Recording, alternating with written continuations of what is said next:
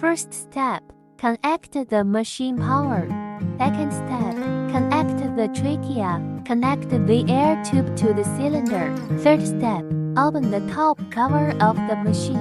Open water tank. Add about 16 liters of pure water, distilled water, high purity water. Tighten the tank cap. Close the upper cover of the machine and tighten the 4 side screws. Unscrew the emergency stop button.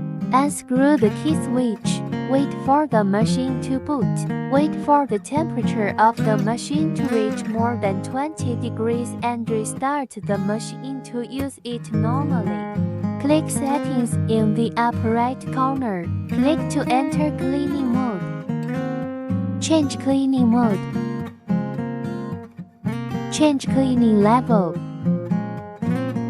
Change cleaning power. Set cleaning width up to 150 mm maximum. Click this switch to manually test whether there is gas.